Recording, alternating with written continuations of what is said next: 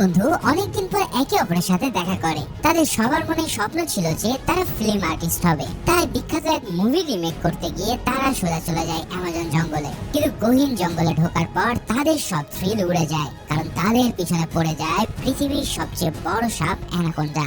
অতিকায় দানব আকৃতির এই সাপের হাত থেকে বাঁচতে তারা সব রকমের চেষ্টা করতে থাকে। তবে প্রশ্ন হচ্ছে, তারা কি শেষ পর্যন্ত বেঁচে ফিরতে পারবে? এর উত্তর দিতে হাজির হয়ে গেলাম 2025 সালে রিলিজ হওয়া অসাধারণ অ্যাডভেঞ্চার মুভি অ্যানাকোন্ডার এক্সপ্লেনেশন নিয়ে। তো চলো আর পেঁচাল না বাড়িয়ে শুরু করা যাক আজকের মুভি এক্সপ্লেনেশন। মুভি শুরুতে আমরা গহীন অ্যামাজন জঙ্গলের একটা দৃশ্য দেখতে পাই। ঘন জঙ্গলের মাঝে একটা গাড়িতে বসেছিল অ্যানা নামের এক মেয়ে এবং তার এক সঙ্গী। তারা গাড়ি থেকে বাইরে বেরোনোর সাহস পাচ্ছিল না, কারণ বাইরে তাদের জন্য অপেক্ষা করছিল এক ভয়ানক বিপদ। তবে অ্যানা তার সঙ্গীর নিষেধ সত্ত্বেও সাহস করে বাইরে বেরিয়ে আসে। তখন দূর থেকে কিছু লোক তাকে দেখে ফেলে। এরা এতক্ষণ ধরে ঘাপটি মেরে তার উপর নজর রাখছিল।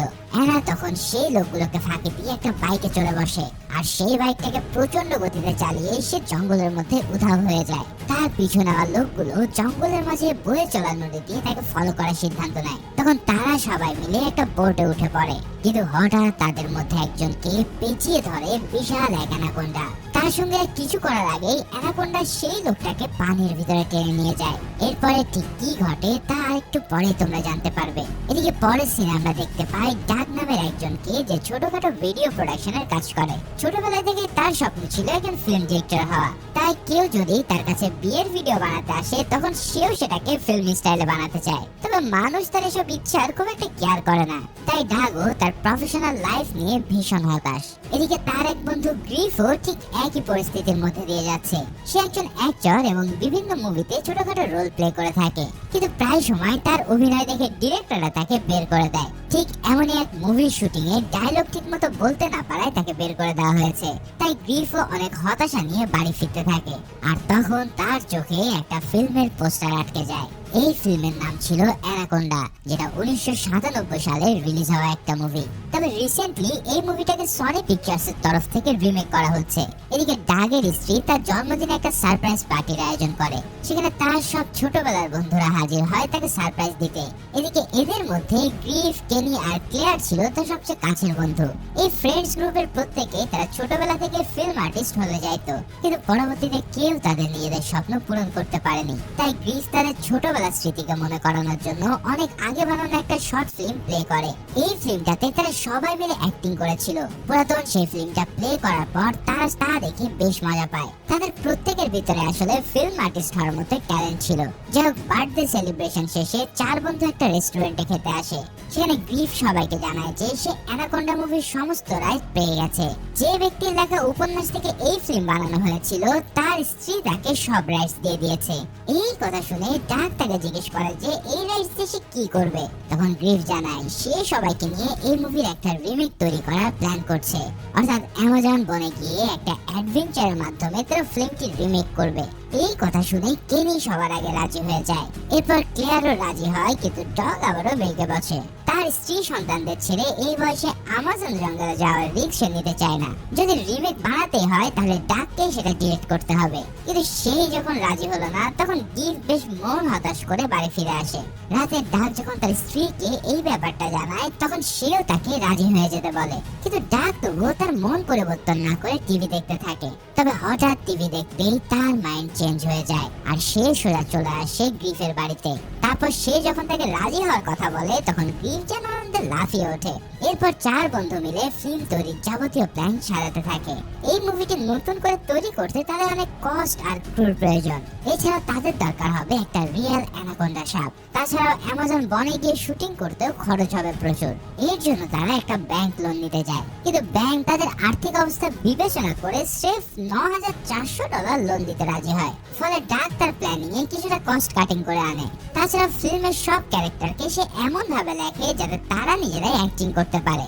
আর এই স্ক্রিপ্ট পড়ে সবাই বেশ থ্রিল একটা ভাব পায়। তারপর চার বন্ধু মিলে সব প্ল্যান ফিক্স করার পর সোজা চলে আসে ব্রাজিলে। সেখানে পৌঁছে প্রথমে তাদের দেখা হয় সান্তিয়াগো নামের এক ব্যক্তির সাথে। এই লোকের সাথে তারা আগে থেকে ফোনে কন্ট্যাক্ট করে নিয়েছিল। তার পোষা অ্যানাকোন্ডা সাপ দিয়ে তারা এই মুভির শুটিং করবে। এছাড়াও সেই সাপটাকে হ্যান্ডেল করার দায়িত্ব তার। সান্তিয়াগো প্রথমেই তাদেরকে বলে অ্যানাকোন্ডা কিন্তু কোনো হাসি তামাশার জিনিস নয়। তার নিজেরও দাদিমা এমন এক বিশাল অ্যানাকোন্ডার পেটে গিয়েছিল। তাই ভুল করেও যদি কেউ এই সাপের সামনে পড়ে যায় তবে তার উপরের টিকিট কনফার্ম। কিন্তু তার পোষা অ্যানাকোন্ডাটা সে খুব ভালোভাবে হ্যান্ডেল করতে জানে, কেন এই সাপই হলো তার বেস্ট ফ্রেন্ড। এদিকে এবার আমরা মুভির শুরুতে দেখানো অ্যানা নামের সেই মেয়েটাকেও দেখতে পাই। যে লোকগুলো তাকে তাড়া করছিল তাদের চোখ ফাঁকি দিয়ে সে ওই নদীর ঘাটে এসে পৌঁছায়। তারপর সেখানকার একটা লোকাল বার থেকে সে একটা বোটের চাবি চুরি করে নেয়। লোকগুলো তাকে অনেকক্ষণ খুঁজতে খুঁজতে সেখানে চলে এসেছে। এবার তাদের হাত থেকে পালানোর জন্য সে দ্রুত এই বোটটা নিয়ে ভেগে যেতে চায়, কিন্তু কাকতালীয় ভাবে নদী ক্রস করার জন্য ডাগ আর তার বন্ধুরা এই বোটটাকে ভাড়া করেছিল। অ্যানা এসে তাদেরকে জানায় এই বোট তার বাবার, আর সে এখন হসপিটালে ভর্তি থাকায় তাকে এক্ষুনি রওনা দিতে হবে। কিন্তু ডাক তাকে অনুরোধ করে বলে যে এই মুভিটা তার সারা জীবনের স্বপ্ন। এখান থেকে নদী পার দেওয়ার মতন আর কোনো বোট না পেলে তাদের অনেক খরচ হয়ে যাবে। এদিকে ওই লোকগুলো অ্যানাকে এদিক ওদিক খুঁজে বেড়াচ্ছে, তাই অ্যানা সবার সাথে নিয়ে দ্রুত সেই বোটে উঠে পড়ে। এরপর তারা বিশাল অ্যামাজন নদী পাড়ি দিয়ে বনের ভিতরে চলে যায়। তারপর বেশ কিছুটা সময় ধরে তারা মুভির শুটিং এ ব্যস্ত থাকে। মুভির দুটো মেন রোলে অ্যাক্টিং করছিল গ্রিফ আর ক্লেয়ার, আর তারা অ্যাক্টিং করতে গিয়ে এবার কিছুটা রোমান্টিক হয়ে পড়ে। আসলে হাই স্কুল লাইফেও তারা একে অপরের প্রেমে পড়েছিল, কিন্তু পরবর্তীতে দুজনের পথ দুদিকে চলে যায়। তবে ক্লেয়ার বিয়ে করলেও সে এখন ডিভোর্স, তাই গ্রিফের সাথে পুরানো দিনের মতোই কিছুটা রোমান্টিক মুহূর্ত তৈরি হয়। অন্যদিকে সান্তিয়াগো তার সাপ নিয়ে তাদের সাথেই চলে এসেছিল। সাপ রিলেটেড সব সিনে তাদেরকে সে হেল্প করতে থাকে। এভাবে একদিনে অনেকগুলো সিন শুট করার পর রাতে তারা একসাথে ডিনার করতে বসে। তারপর মুভিতে কিভাবে নতুন সিন অ্যাড করা যায় তা তারা অভিনয় করে দেখায়। তাদের এই কাণ্ড দেখে অ্যানা ভাবতে থাকে যে আমি কাদের মাঝে এসে পড়লাম। এদিকে রাতে যখন সবাই ঘুমিয়ে যায় তখন হঠাৎ শুটিং এর জন্য আনা সেই অ্যানাকোন্ডাটা খাঁচা খুলে বেরিয়ে পড়ে। এরপর সে ধীরে ধীরে একটা রুমে চলে আসে যেখানে গ্রিফ শুয়ে বই পড়ছিল। এই অ্যানাকোন্ডাকে দেখে তৎক্ষণাৎ সে ভয়ে চিৎকার দিয়ে ওঠে। তার চিৎকারে সবাই চলে আসলে সান্তিয়াগো অ্যানাকোন্ডাকে আবার খাঁচায় ঢুকিয়ে নেয়। এরপর সে সবাইকে নিশ্চয়তা দেয় যে তার সাপ কারো কোনো ক্ষতি করবে না। পরের দিন সকালে উঠে তাদের মুভির শুটিং আবারও শুরু হয়। এদিকে অ্যানার কিন্তু এই সব কিছুতে একেবারে আগ্রহ ছিল না। সে হাতে একটা ম্যাপ নিয়ে কি যেন খুঁজছিল। অন্যদিকে গ্রিফ আর তার বন্ধুরা পরবর্তী সিনগুলো শুট শুরু করে। এবার গ্রিফকে এমন একটা সিনে অভিনয় করতে হবে যেখানে অ্যানাকোন্ডাটি তাকে ঘিরে খাবে, কিন্তু এই সিনে অ্যাক্ট করতে গিয়ে তার মোটামুটি প্যান ভিজে যাচ্ছিল, কেননা সেই অ্যানাকোন্ডাটিকে তার মুখের খুব কাছে ধরে রাখতে হবে। তবুও ডাক তাকে অনেক বুঝিয়ে এই সিনের জন্য কনভিন্স করে, কিন্তু সান্তিয়াগো তার অ্যানাকোন্ডাটিকে গ্রিফের মুখের সামনে ধরতেও সে আবারও প্যানিক শুরু করে দেয়। এবার অ্যানাকোন্ডাটি অনেক কাছে চলে আসায় সে ভয়ে সেটাকে ঝেড়ে ফেলে, আর তখনই সাপটা বোটের প্রোপেলারের উপরে গিয়ে পড়ে। ফলে মুহূর্তে ধারালো ব্লেডের আঘাতে সেই সাপটা টুকরো টুকরো হয়ে যায়। অ্যানাকোন্ডাটির এই অকাল মৃত্যুতে সান্তিয়াগো যেন ভীষণ হতাশ হয়ে পড়ে, কারণ এই সাপটা তার কাছের বন্ধুর মতো ছিল। তখন সবাইকে নিয়ে অদ্ভুত রীতিতে একটা ফিউনারেলের আয়োজন করে তারা, যেখানে আবার অ্যানাকোন্ডাটার জন্য তারা গানও গায়। এদিকে দূর থেকে অ্যানাকে তাড়া করে বেড়ানো সেই লোকগুলো তাদের এই অদ্ভুত কাণ্ড দেখছিল, কিন্তু হঠাৎ তাদের মধ্য থেকে একজনকে গিলে নেয় সত্যিকারের এক বন্য অ্যানাকোন্ডা। আর এই অ্যানাকোন্ডাটা ছিল সান্তিয়াগোর অ্যানাকোন্ডার চাইতেও কয়েক গুণ বিশাল। এদিকে ফিউনারেল শেষে সান্তিয়াগো বেশ স্যাড হয়েছিল। তখন গ্রিফ এসে তাকে সবকিছুর জন্য সরি বলে বিয়ার অফার করে, আর সান্তিয়াগো ড্রাঙ্ক হয়ে তার কথা শুনতে থাকে। তখন গ্রিফ তাকে বলে যে সে আদতে খুব ভালো একজন অ্যাক্টর ছিল, কিন্তু এর আগে যে ফিল্মে সে কাজ করত সেখান থেকে তাকে বিনা কারণে বের করে দেওয়া হয়েছে। তখন সান্তিয়াগো হঠাৎ তাকে বলে যে ওই লোকগুলো তোমার অভিনয়ের কদর বুঝতে পারেনি, এবার আমি তোমাকে এই মুভি কমপ্লিট করার জন্য আরো একটা অ্যানাকোন্ডা এনে দেবো। মানে বিয়ার খেয়ে সান্তিয়াগো তার কথায় পুরোই পটে যায়। তবে গ্রিফকে যখন শেষ হাতে করে অ্যানাকোন্ডা খুঁজতে নিয়ে যেতে চায় তখন গ্রিফ তো ভয়ে একেবারে চুপসে ওঠে। তবে সান্তিয়াগো শেষমেশ তাকে নিয়ে অ্যানাকোন্ডা খুঁজতে বের হয়। আচ্ছা, এক্সপ্লেনের এই পর্যায়ে পরিচয় করিয়ে দিচ্ছি এমন একটা অ্যাপের সাথে যার অফিসিয়াল পার্টনার সিরিয়াএ ও পিএসজি। এই অ্যাপে তুমি ক্রিকেট, ফুটবল, টেনিস সহ সকল লাইভ ম্যাচের রিয়েল টাইম আপডেট এবং ম্যাচ অ্যানালাইসিস করে পেতে পারো আকর্ষণীয় গেজেট ও অন্যান্য সুবিধা। তাই যদি এখানে নতুন ইউজার হিসেবে রেজিস্ট্রেশন করার সময় আমার স্ক্রিনে দেওয়া কোড ব্যবহার করো তাহলে সুযোগ থাকছে বোনাসের। এছাড়াও এই অ্যাপে নগদ বা বিকাশের মাধ্যমে ব্যালেন্স উত্তোলন সহজ। তাই বিস্তারিত নির্দেশনা দেখার জন্য নিচের পিন কমেন্ট দেখে আসতে পারো। গভীর রাতে তারা কোমর পানিতে নেমে গা ছমছমে পরিবেশে সাপ খুঁজতে থাকে। সান্তিয়াগো জানায় যে সে আশেপাশে সাপের উপস্থিতি টের পাচ্ছে, তবে গ্রিফ ভীষণ ভয় পেয়ে আর এগোতে চায় না। তখন সান্তিয়াগো তাকে ফেলে সামনে এগিয়ে যায়, আর সে যখন সাপ খোঁজার জন্য একটা ফ্লেয়ার জ্বালায় তখনই বিশাল বড় এক অ্যানাকোন্ডা এসে তাকে পেঁচিয়ে ধরে। দানব আকৃতির এই অ্যানাকোন্ডা তাকে প্রচন্ড চাপে পানির ভিতরে ডুবিয়ে মারে। এদিকে তাকে আশেপাশে দেখতে না পেয়ে গ্রিফ তখন কটেজে ফিরে আসলে সবাই তাকে নিয়ে বেশ চিন্তিত হয়ে পড়ে। গ্রিফ তাকে খুঁজতে চাইলে এবার সবাই একসাথে বের হয়। তারপর তারা সেই কাদা পানিতে হেঁটে কিছুটা দূরে চলে আসে। তখন হঠাৎ তারা একটা ভ্যান দেখতে পায় গহীন জঙ্গলের ভিতরে। এই ভ্যানটিকে দেখে তারা বেশ অবাক হয়, বুঝলো এটাই ছিল সেই লোকগুলোর ভ্যান যারা অ্যানাকে খুঁজে বেড়াচ্ছিল। এখন এই ভ্যান দেখে সবাই ভাবেছে হয়তো এখানে তারা রাত কাটাতে পারবে, তাই দরজা খুলে তারা সবাই সেই ভ্যানটিতে ঢুকে পড়ে। তবে হঠাৎ বাইরে থেকে হিসির শব্দ শুনে তারা ভয়ে সেদিকে তাকায়। তখনই হঠাৎ সেই ভ্যানের দরজা আশ্রয় পড়ে সান্তিয়াগোর বডি, আর তার পিছনে দেখা যায় বিশাল অ্যানাকোন্ডার মুখ। এই অ্যানাকোন্ডাটাকে দেখে ভয়ের চোটে সবাই প্রায় হার্ট অ্যাটাক করে ফেলেছিল। তারা দ্রুত ভ্যানটিকে চালিয়ে সেখান থেকে পালানোর চেষ্টা করে, কিন্তু গাড়ির ইঞ্জিন কিছু লুজ কানেকশন থাকায় ভ্যানটি স্টার্ট নিচ্ছিল না। মানে যেখানে বাঘের ভয় ঠিক সেখানে যেন রাত হয়। কেনি জানায় যে সেই লুজ কানেকশন ঠিক করতে পারবে, কিন্তু সে সান্তিয়াগোর স্পেশাল বড়ি খেয়ে হাই হয়েছিল। তাই সবাই একে অপরকে বাইরে গিয়ে সেই কানেকশনটার কথা ঠিক করতে বলে, কিন্তু বিড়ালের গলায় ঘন্টা বাঁধার মতো কেউ তখন রিস্ক নিতে চাইছিল না। তবে অবশেষে ডাক ভয়ে ভয়ে ভ্যান থেকে বেরিয়ে ইঞ্জিনের হুড খুলে তারগুলো জোড়া লাগায়, কিন্তু পরক্ষণে ভ্যান স্টার্ট নিতে সেই অ্যানাকোন্ডা এসে তাদের উপরে অ্যাটাক করে বসে। ডাক তখন কোনোভাবে সেই ভ্যানের ভিতরে ঢুকে দরজা বন্ধ করে দেয়। আরেকটু হলেই সে প্রায় অ্যানাকোন্ডার পেটে চলে যাচ্ছিল। এবার তারা যখন ভ্যান নিয়ে পালাতে থাকে তখন হঠাৎ কিছু লোক বাইক নিয়ে তাদের পিছু নেয়। তখন কেনি ভাবে এই লোকগুলো হয়তো জঙ্গলের আদিবাসী, তাই সে তাদের কাছ থেকে হেল্প নেওয়ার প্রস্তাব নেয়। কিন্তু অ্যানা হঠাৎ বলে ওঠে যে কোনোভাবে ভ্যান থামিয়ে তাদের কাছে সাহায্য চাওয়া যাবে না, কারণ এরা সবাই ইল্লিগাল গোল্ড মাইনার। তাদের পথে যারাই আসে তাদের সবাইকে তারা খতম করে দেয়। এরপর হঠাৎ সেই লোকগুলো তাদের দিকে গুলি করা শুরু করে। তাতে সবাই আরো বেশি ভয় পেয়ে অ্যানার কথা পুরোপুরি বিশ্বাস করে নেয়। তখন অ্যানাও ভ্যানের ভিতর থেকে একটা রাইফেল বের করে লোকগুলোর উপরে গুলি চালাতে থাকে। এরপর সে একাই বাইকে থাকা লোকগুলোকে গুলি করে শেষ করে দেয়। তার এমন স্কিল দেখে ডাক ভীষণ ইমপ্রেসড হয়ে পড়ে। এরপর যখন তারা ভ্যান থেকে নেমে আসে তখন আর একজন লোক হঠাৎ রাইফেল হাতে তাদের মুখোমুখি হয়। সে বারবার তাদেরকে জিজ্ঞেস করতে থাকে যে অ্যানা কোথায়, তবে তারা কোনো জবাব দেওয়ার আগে পিছন থেকে অ্যানা এসে তার মাথায় আঘাত করে। এভাবেই সেই লোকগুলোকে শেষ করে দিয়ে তারা কোনোভাবে আবার বোটে ফিরে আসে। এবার অ্যানা সবাইকে কথা দেয় যে সে তাদেরকে ফিরে যেতে সাহায্য করবে, তবে গ্রিফ কিছুতেই মুভি শেষ না করে ফিরে যেতে চাইছিল না। তাই রাতে ডাক কিছুটা চিন্তা করে মুভির স্ক্রিপ্ট নতুন করে লেখে। সে এবার অ্যানাকেও একজন ক্যারেক্টার হিসেবে ফিল্মে ঢুকিয়ে দেয়, এমনকি তাকেই সে সবচেয়ে পাওয়ারফুল ক্যারেক্টারটা দিয়ে দেয় যেখানে মাইনারদের হাত থেকে সে সবাইকে সেভ করবে। পরের দিন অ্যানা এই সিনগুলোতে অ্যাক্টিং করলে তার অ্যাক্টিং থেকে ডাক আরো বেশি ইমপ্রেসড হয়। তবে গ্রিফ তাতে খুব একটা খুশি ছিল না, কারণ তার ক্যারেক্টারটা এখন মুভির মেইন ফোকাস থেকে সরে যাচ্ছে। এই নিয়ে সে ডাকের সাথে কিছুটা তর্কও করে। তবে এরই মাঝে তারা হঠাৎ আরেক দল ফিল্ম ক্রুকে দেখতে পায়। এই ক্রুরা তাদেরকে জানায় যে তারা অ্যানাকোন্ডা মুভিটা রিমেক করতে এসেছে। সনি পিকচার্স না এই মুভিকে তাদেরকে রিমেক করতে দিয়েছিল। তখন ডাক বুঝতে পারে যে গ্রিফের হাতে আসলে এই মুভির কোনো রাইটসই নেই, বরঞ্চ সনি পিকচার্স এর হাতে মুভির সমস্ত রাইটস রয়েছে, আর গ্রিফ তাদেরকে মিথ্যে বলে এত দূর অব্দি নিয়ে এসেছে। তখন সেও কাচুমুচু ভঙ্গিতে আসল কথাটা স্বীকার করতে বাধ্য হয়। ডাক এবার তার উপরে ভীষণ ক্ষেপে যায়, কারণ আরেকটু হলেই তারা সবাই মারা পড়তো। তার এই মিথ্যার কারণে সবাই নিজের লাইফ নিয়ে ছেলেখেলা করছে। এরপর ডাক গ্রিফকে বলে এই ফিল্মে তাকে আর কারোর প্রয়োজন নেই, সে তাকে ছাড়াই এই মুভিটা কমপ্লিট করবে। তখন গ্রিফ বলে যে সে নিজেও আর এখানে থাকতে চায় না। এরপর সে ব্যাগপত্র গুছিয়ে ছোট্ট একটা বোটে উঠে পড়ে। ক্লিয়ার তাকে বুঝিয়ে আটকাতে চাইলেও সে তার কথা শোনে না। তারপর সে এই ছোট্ট বোটটা নিয়ে নিজের মতো যাত্রা শুরু করে। এবার কিছু দূর বোট চালানোর পর তীরের কাছে এসে সে একটা মেয়েকে দেখতে পায়। ওই মেয়েটা সেখানে দাঁড়িয়ে সাহায্যের জন্য চিৎকার করছিল।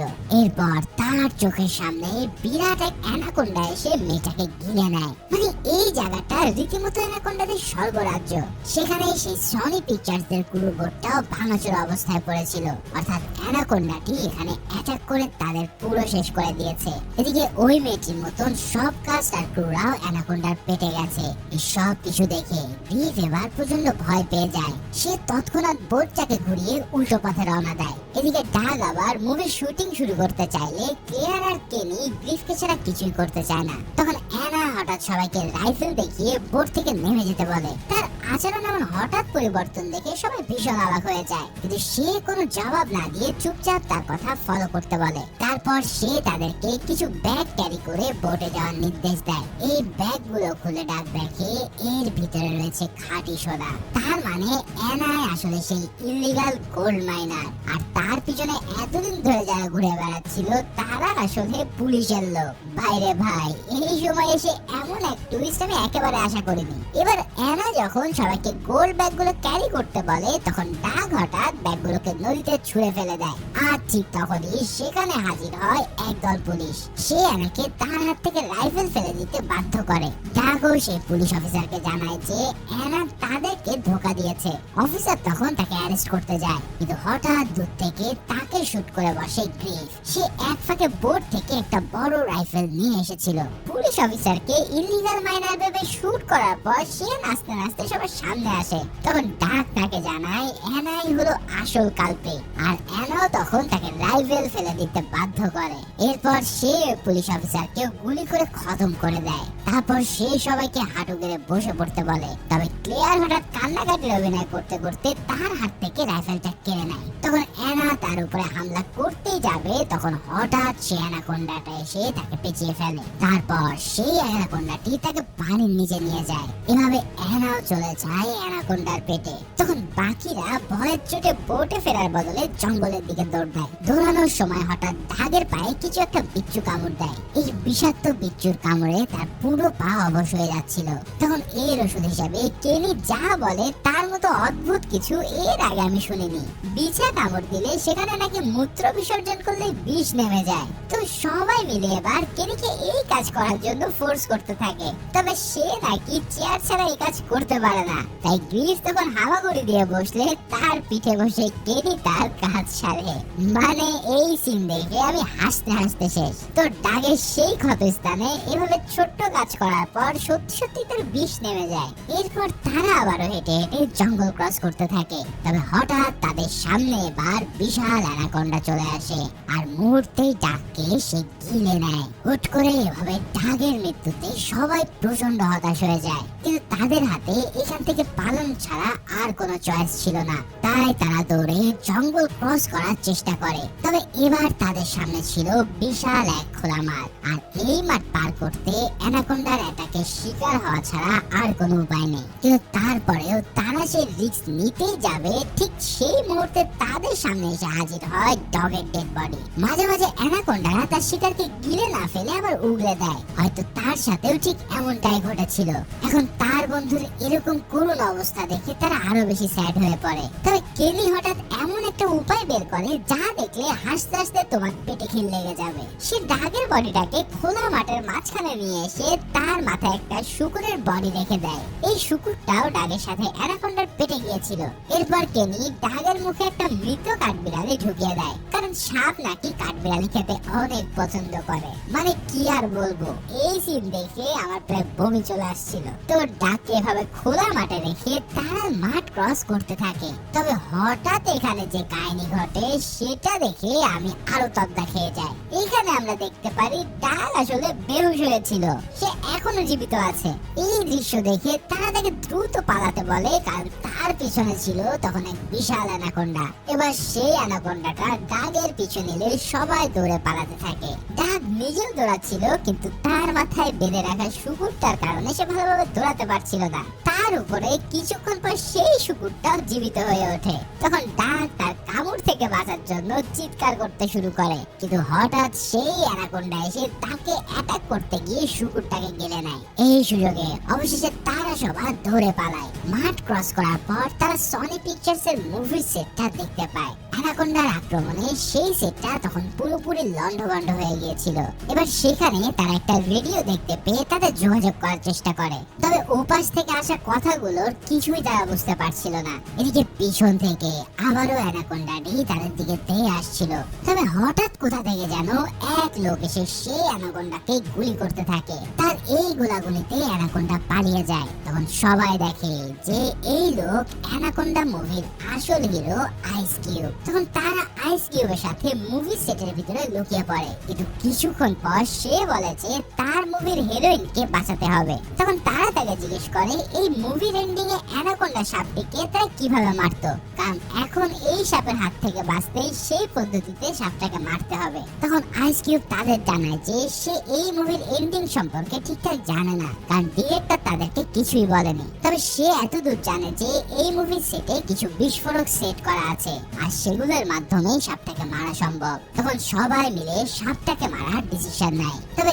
আইস কিউব তখন তার হিরোইনকে খুঁজতে বেরিয়ে পড়ে। অন্যদিকে ডাগ আর গিফট প্ল্যান করে যে তারা সাপটিকে এই মুভির সেটের ভিতরে নিয়ে আসবে। এখন এক্সপ্লোসিভ গুলোকে ট্রিগার করার জন্য মুভি সেটে একটা জেনারেটর রাখা ছিল। তারা কেনি আর ক্লেয়ারকে জেনারেটর চালু করার দায়িত্ব দিয়ে নিজেরা গাড়িতে উঠে পড়ে, আর সাথে সাথে সেই বিশাল অ্যানাকোন্ডা তাদের পিছু নেয়। তখন ডাগও প্রচন্ড গতিতে গাড়ি চালায়। অ্যানাকোন্ডা বিশাল শরীরের আঘাতে আশেপাশে যা ছিল সব গুঁড়ো গুঁড়ো হতে থাকে। শেষমেশ তারা সাপটিকে মুভি সেটের ভিতরে নিয়ে আসে, তবে এক্সপ্লোসিভ ট্রিগার চালু করার পরেও সেটা বিস্ফোরিত হয় না। তখন কেনি বুঝতে পারে যে আসলে জেনারেটর চালু করতে সে ভুলে গিয়েছিল।